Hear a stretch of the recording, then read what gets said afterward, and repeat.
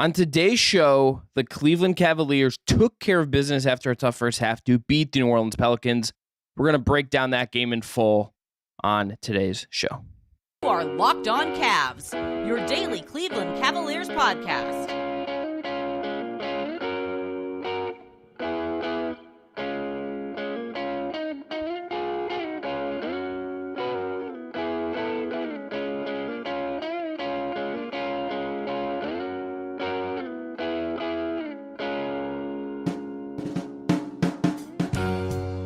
All right, the music you heard on the way in is from our friends at Astro Radio. Check them out on Apple Music or Spotify.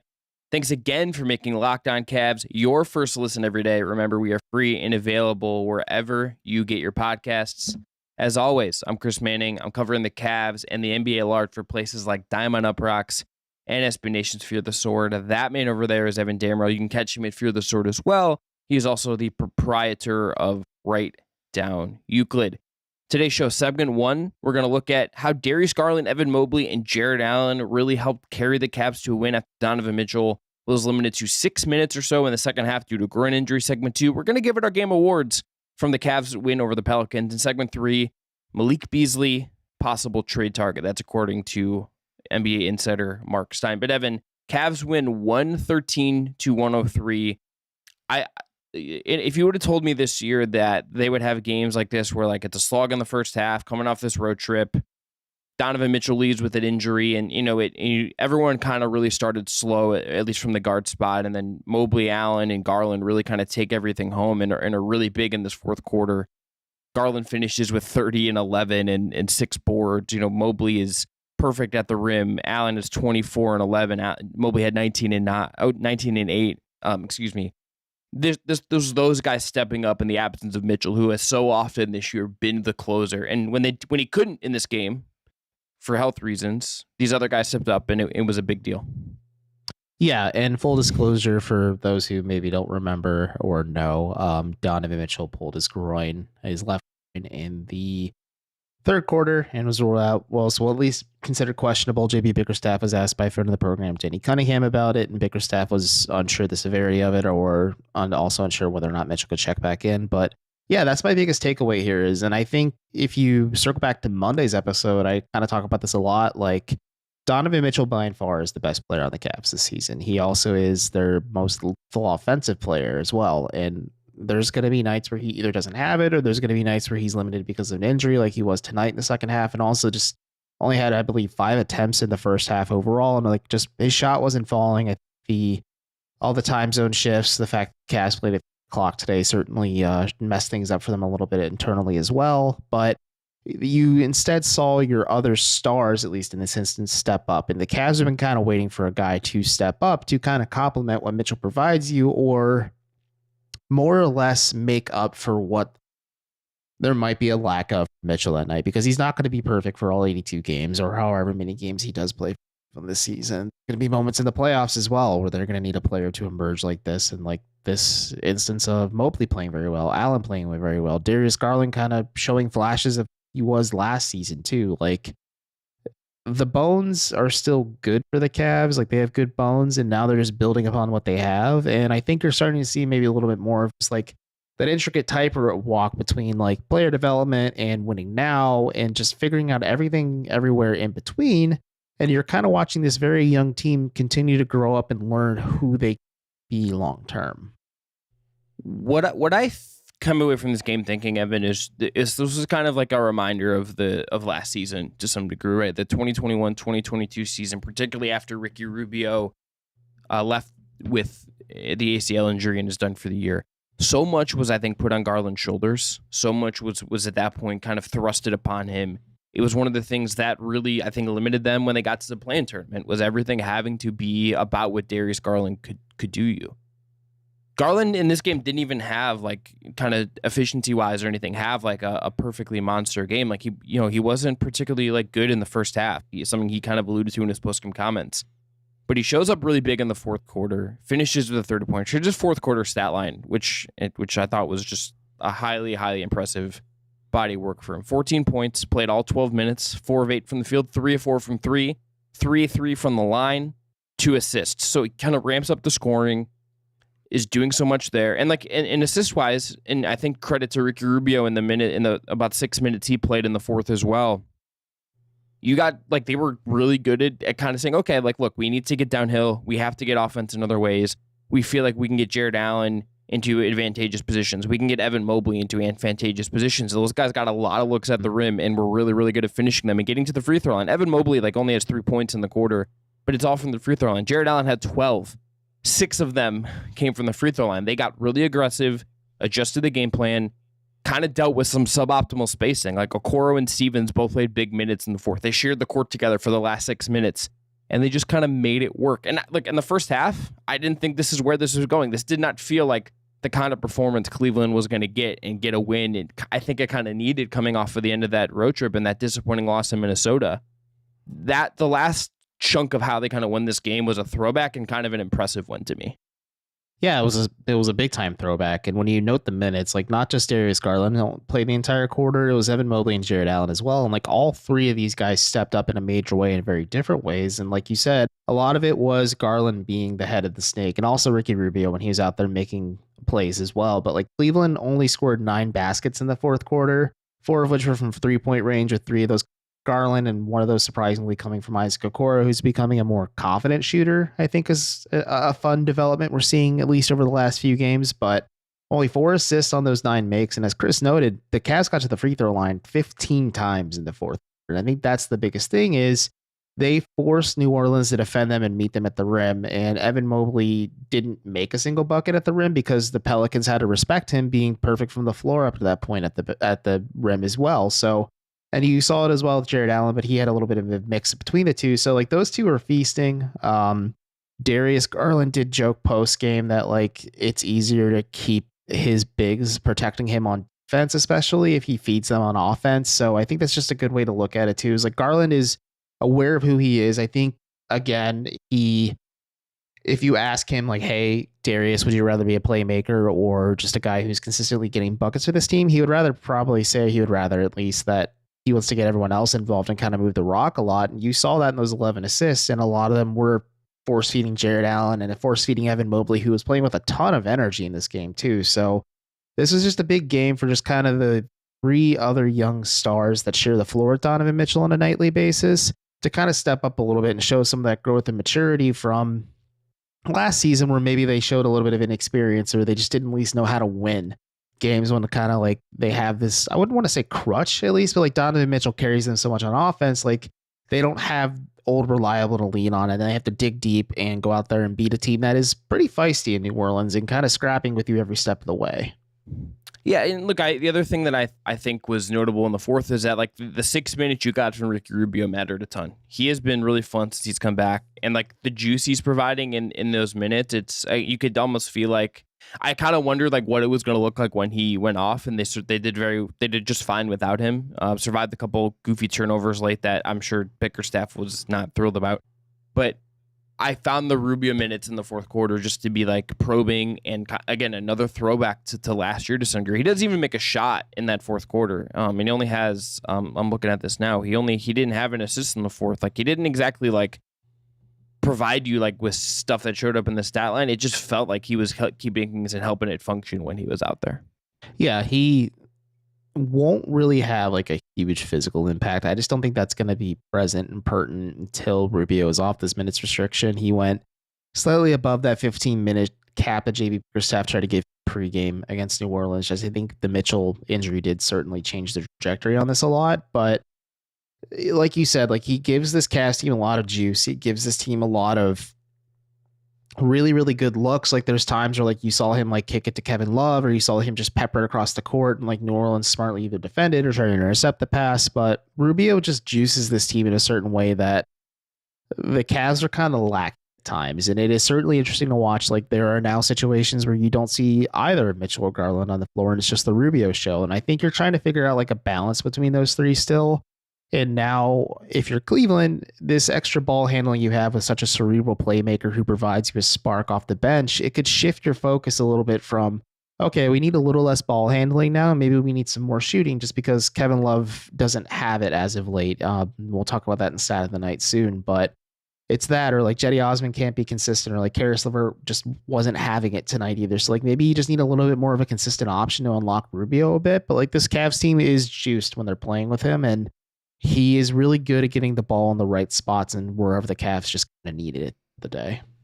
Yes. All right. We'll come back after this. We're going to give out our game awards. That's MVP. That's stat of the night.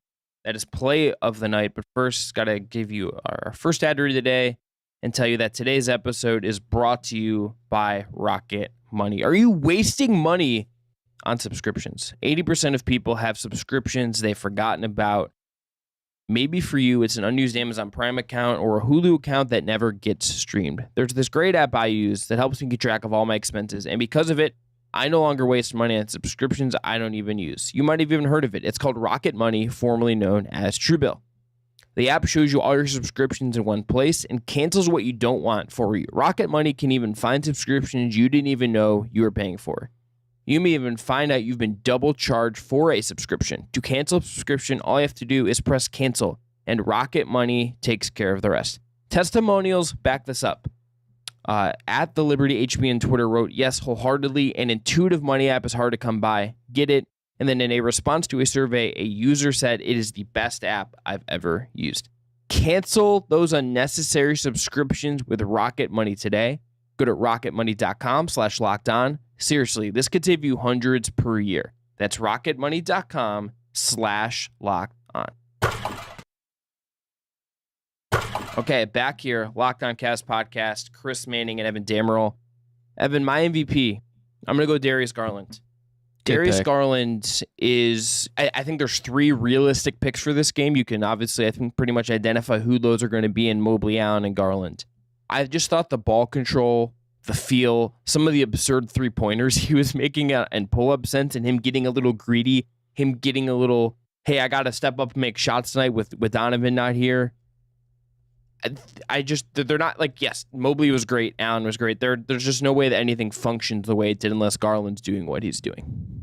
So that's a great pick, and mine's going to kind of go hand in hand with yours a little bit, and you had mentioned them. I'm going to do the Atlanta Hawks January Eastern Conference Player of the Month pick and just say it's all 3 of Garland, Mobley, and Allen. Like, if you don't have all 3 of these guys step up like you did and play with so much energy and presence of mind to, again, put away a New Orleans squad that the Cavs more or less was losing to for the better part of this game. Like in the first half, they were down 50-47. They tied things up in the third, or not tied things up, but like were within striking range in the third quarter, then go on a huge run in the fourth. And if it's not Garland's offensive scoring or playmaking, or if it's not Mobley and Allen just providing you rock solid defense, and also, you know, Lamar Stevens stepping up and Isaac Okoro stepping as well. And like you mentioned this in the first segment, the fact that they're able to function with so little spacing out there and just kind of carry this Cavs team to a win when they just need it the most it was very impressive. So it's a cop-out to an extent, but yeah, it's RIP to the Atlanta Hawks of yesteryear when their starting 5 was named Player of the Month together. So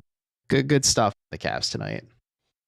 Yes. All right, let's go to our stat of the night. Evan, mine is this. 11 points for Donovan Mitchell. Now, you may ask, why is Chris picking Donovan Mitchell only scoring 11 points for his stat of the night? Here's why. It's a new low for him in a Cavs win this season. All season, and for the most part, Mitchell has scored lots of points, including the game where he had 71. Pretty good. And it has been a big driver of Cleveland's success. The elite scoring he's provided, the way that's juiced their offense and given it just a higher level than it was at last year. Previously, his low in a game that they won was a 13-point night and a 26-point win over the Heat back in November. A very different kind of game. So I just look at this, and there's other things you could pick. You could pick advanced stuff, numbers at the rim, any of that stuff. Mitchell had 11 points in a win, and the Cavs kind of had to get grimy and get it done. That to me just feels like emblematic of what this night was. I think that's a great pick statistically at the end of the day. It is interesting just like this because it felt like it was going to be one of those ugly wins for the Cavs, and then it became like a very spicy fourth quarter for them where they kind of just put their foot on the gas a little bit. Maybe you see a little bit more of maybe this Cavs team still kind of finding their identity at times too, because like they aren't in kill from the beginning, because it's just a waste of energy to be like that for a full 48 minutes. But it'll definitely be something worth watching, and I think it is interesting. And mine is somewhat similar. It's just the fact that Kevin Love is 6 of 38 3-point range in January, and we'll talk about this more later in the week. You and I talked about this at the game tonight, that like we need to do a little bit of a deep dive into Kevin Love, but it's just the lack of bench production just to kind of supplant and support what this starting trio has, or just also what Donovan Mitchell is bringing you, has been a little frustrating if you're Cleveland. Like Jetty Osman only played 5 minutes tonight, but his shot wasn't falling in the instance. The one shot he took didn't fall. He was 1 of 2 from the free throw line and wasn't playing very good defense. So I think that's why he got the hook, and the Cavs were trying to win ugly in this one.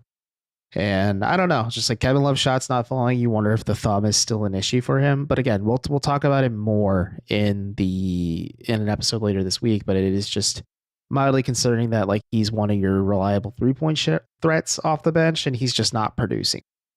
Yeah, just not. The Kevin Love vibes are kind of like the weirdest thing going on right now. Obviously, like the Rubio thing is really, I think, buoyed people's moods.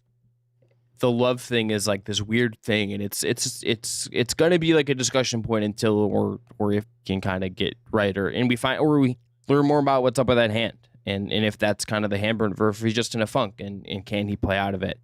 Let's go to play of the night, Evan. I'm gonna kind of cheat like you did, but I feel like it's a little bit less cheating, so I feel okay about it. Kind of a two-way play here. So fourth quarter, Rubio gets a stop 1-on-1 against TJ McCollum on one end. Just handles the being in isolation against McCollum perfectly, defends it perfectly. Again, I would maintain that last year the biggest impact Rubio had for the Cavs was defensively. This is the kind of stuff he can do, and he's going to provide you in addition to the Rubio genius on offense. Yeah. Leads to Darius Garland. Well, what leads to Darius Garland getting out on the break, gets down for a dunk. Cavs go up 8 at that one point. It's not their biggest lead of the night, but just really good two-way stuff, the kind of stuff they needed if they were going to win this game. And just one of those ways Rubio, I think, had a contribution without kind of putting up 30 or whatever it was. That's a good pick. And I think when you look at just Ricky Rubio as a whole, JB Bickerstaff really did hit the nail on the head that he won't play 30 to 35 minutes again for the Cavs this season, or maybe the rest of his time in the NBA, or at least with Cleveland. And just kind of asked like, what will we see from Rubio at this point this season? He said, we'll see flashes of the guy he was last year. And I think that play alone was like a very strong instance of him just playing bigger than who he is and being a really good defensive complement to Darius Garland at the end of the day.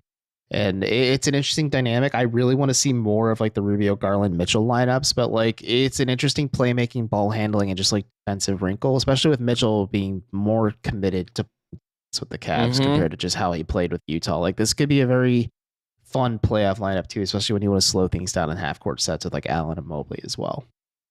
What is your play?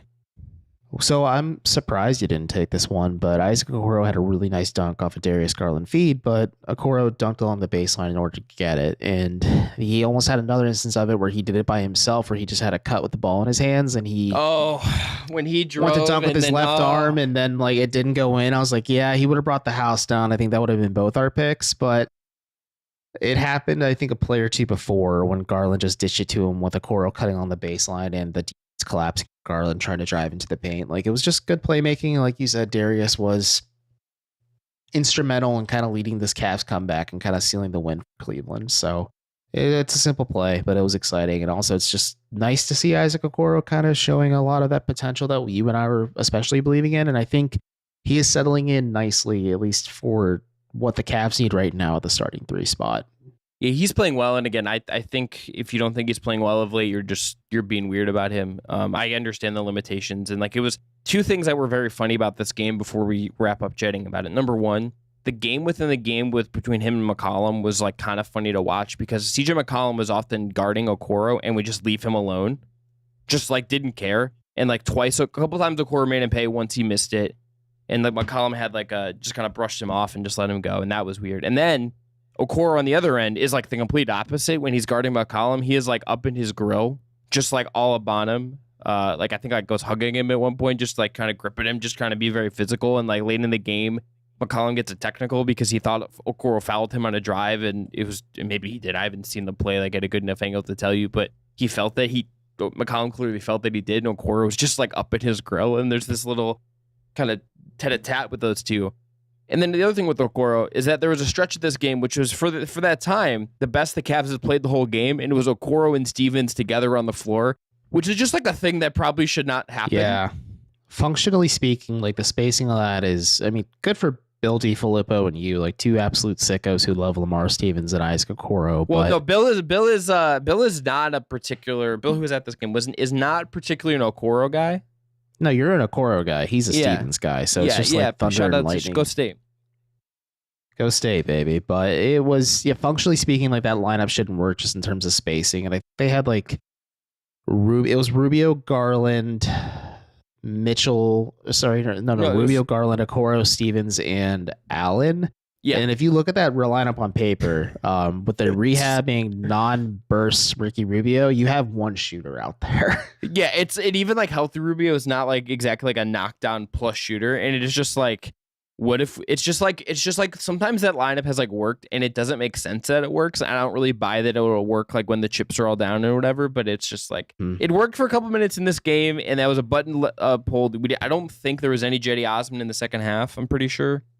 Checking myself. No Jetty Osman in the second half. It's like he went the complete other way and goes to Stevens, and it's like, oh, it worked, and like that drives people crazy, and I understand it. And I have some skepticism about it as well, but just it worked in this game, and it was weird, and this game had some weirdness too. But Evan, let's go into one more break. We'll come back. We're going to talk about Malik Beasley, the Utah Jazz wing, as a possible Cavs trade target, and debate his fit a little bit as we're getting closer and closer to the trade deadline. But you have an ad read for us first. You're absolutely correct, my friend. Today's episode of Locked On Cavs is brought to you by BetOnline. BetOnline.net is your number one source for sports betting info, stats, news, and analysis this year. Get the latest odds and trends for every professional amateur league out there. Pro football to college bowl season to basketball and so much more. They've got it all at BetOnline.net. For title odds, the Celtics have the best odds at plus 400. The Bucks are second at plus 600. The Nets are at plus 750, and the Warriors are at plus 900. The Cavs, meanwhile, come in at plus 1,800, the eighth best odds in the NBA. And if you track advanced stats, this Cavs team may have the making of a championship squad, so maybe throw a little Skrilla BetOnline's way. And also, if you love sports podcasts like this one, you can even find those on BetOnline as well. They're always the fastest and easiest way to get your betting info, so head to their website today or use your mobile device to learn more. BetOnline, where the game starts.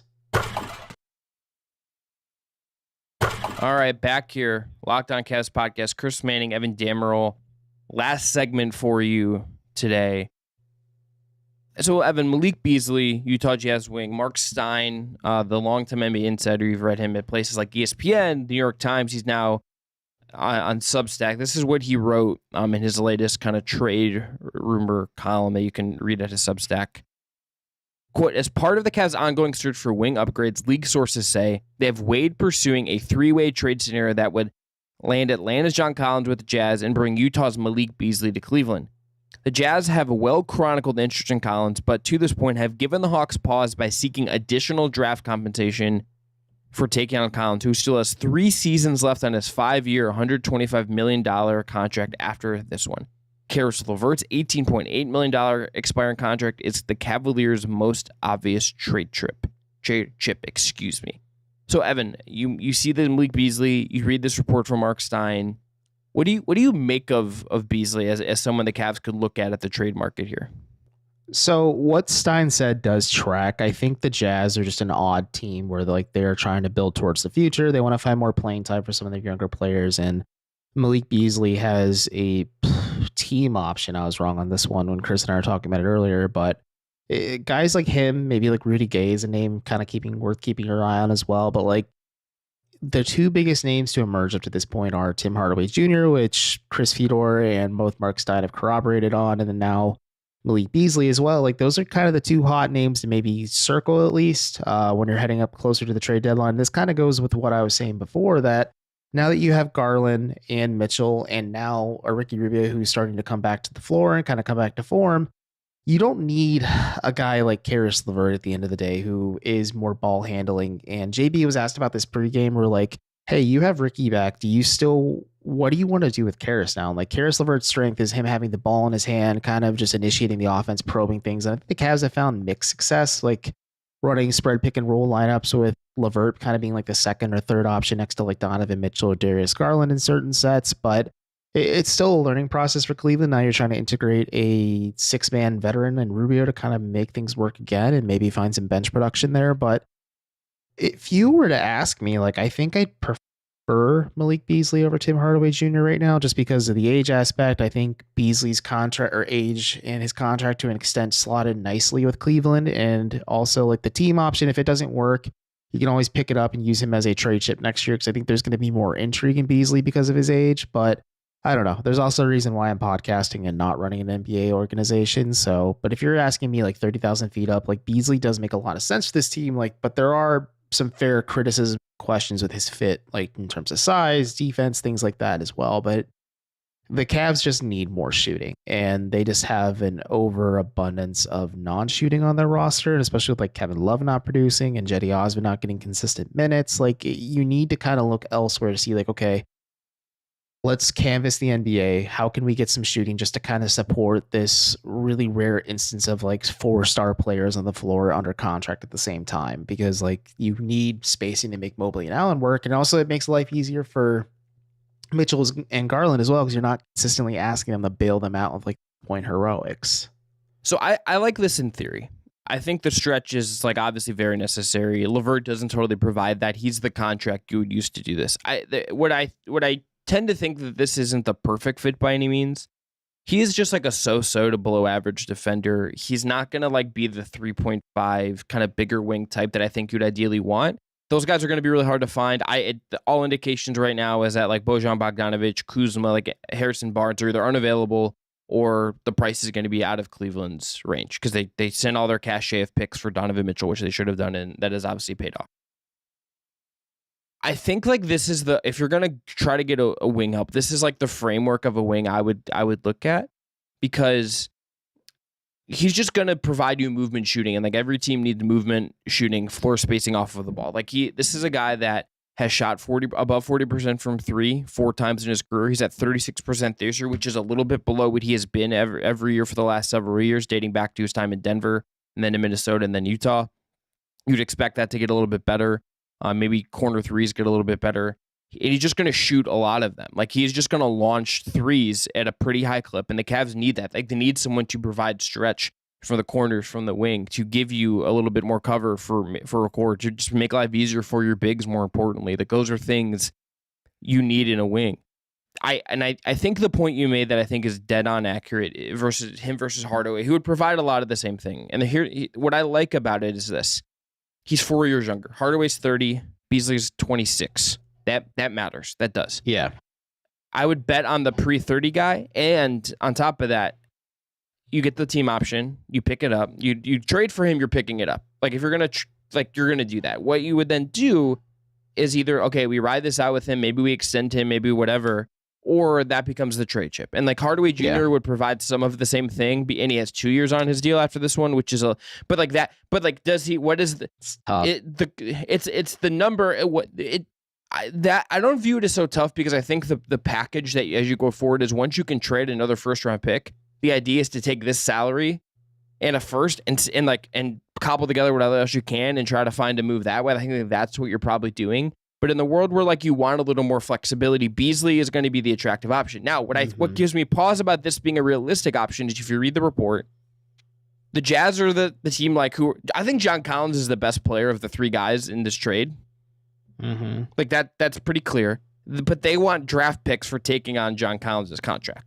Is what, if you read that report, that is what that screams to me. This seems like the trade would be the Cavs get shooting they need.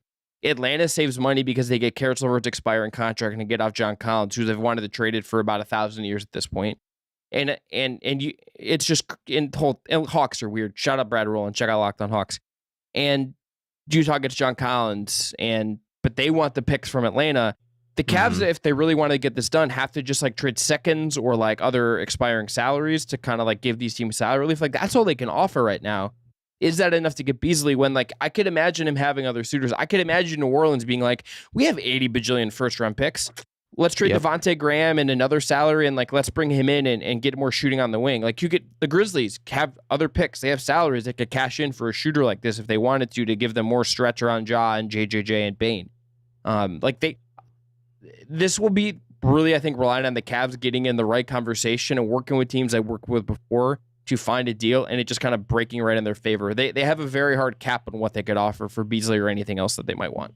Yeah, that's the issue of itself too. It's just like trying to acquire Beasley is going to have to work with the Jazz, which the Cavs have a very good working relationship with. They got Donovan Mitchell, and the fact that like the Jordan Clarkson trade and the Kyle Korver trade, and there's countless others as well when it comes to like Sacramento sent them George Hill, but either way, like they were able to salvage their season and jettison Jay Crowder out there too. Like the Cavs have a good relationship with the Utah Jazz in terms of working with them. It's just the issue, like Chris said, it's not just a singular or a 3-team trade in this instance, or these are the only 3 teams that are negotiating trade talks in terms of maybe Malik Beasley at the end of the day. Like the Cavs are competing with every team in the NBA. Like heck, even Atlanta could like just say, hey, we'd rather have Malik Beasley. If we like include John Collins, maybe like they can punt one of their younger players off the back end of the rotation too, because the Hawks have a lot of young first rounders on their end of things that they just aren't finding playing time for right now too. So like, it's tough. It's tricky. I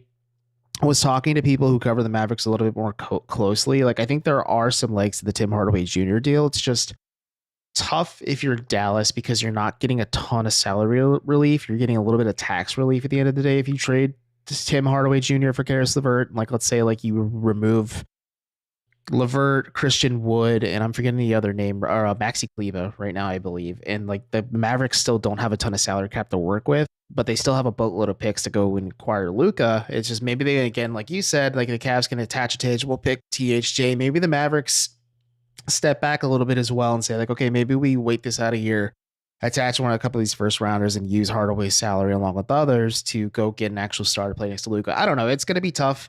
I think the Cavs are going to be forever the bridesmaid, never the bride in a lot of these trades too, just because they emptied the clip to get Donovan Mitchell. And at the end of the day, we talk about this a lot. Cleveland's big move was getting Donovan Mitchell over the summer. Now they're trying to just work within the margins of what they have to upgrade some of the flaws and issues on this roster. It's just tough when you have to compete with every team in the NBA and not everyone's exclusively negotiating with you and you alone. Just true or false, Beasley would be an upgrade on what they have in the wing now. True. Okay, I agree. I think he's like what I think is interesting is that he'd be like kind of like a Jetty Osman spot upgrade. And like, I wonder how Bickerstaff would sort of like feel about that type of player. If you look, he's not a good defender. He's not a good defender. No, he's not. If you look through the lens of just he provides you shooting, which is such a premium commodity no matter what in the NBA, that warms me up more than just if you factor in the age aspect and then the contract logistics of it as well. I think if you're Cleveland, like you just don't rest on getting Malik Beasley. Maybe you try to expand this trade in. Like, yeah, Rudy Gay is tapped out physically, but like that's a bigger wing and a strong locker room presence too that you can kind of have as like more quality depth. And he at least provides you more shooting because you have to find some type of upgrades. And again, work within the margins. You're not going to make like some big splashy move and go get like the best small forward in the NBA. Like Cavs aren't trading Evan Mobley to get LeBron James at the end of the day. So they have to kind of figure out the logistics of it. And also there's a very real and plausible scenario where the Cavs kind of stand pat. Maybe they make a small move and use that last roster spot, kind of explore 10-day signings and bring in like a veteran player to kind of support what they're working with. So we'll see. It's going to be a mad dash. I also think teams are kind of very prone to make bold proclamations now and then walking back those claims closer to the deadline itself, just because like they need to make a deal in certain scenarios or just doesn't come to fruition. It's always constantly evolving. Nothing is ever really static when it comes to this stuff. Like again, Donovan Mitchell could have been a Knick. I think a lot of us expected him to be a New York Knick, but here he is, locked on Cavaliers, and we're talking about him instead. I mean, I literally think we did a podcast that was like, "Hey, there's this report that the Cavs are in on him, like, but like we don't really think there's like a lot to this." And then it was like a week later, it's like he's a Cleveland Boy, Cavalier. Like I was golfing and wrong. Look, being wrong is part of doing this whole thing. So it's what it is. All right, that though is going to be it for this episode of Locked On Cavs. Thanks again to Jake Stevens for producing this one. Please subscribe, rate, and review 5 stars only if you've not already, or please give us a thumbs up on YouTube and subscribe to that channel. Help us get to 3,000. We are almost to 3,000 subs. Help us get there. And thanks again for making us your first listen every day. Now make your second listen game-to-game NBA. Every moment, every top performance, every result. Locked On Game-to-Game covers every game from across the NBA with local analysis that only Locked On can deliver. Follow Game to Game on Locked On NBA. That's available on the Odyssey app, YouTube, and wherever you get your podcasts.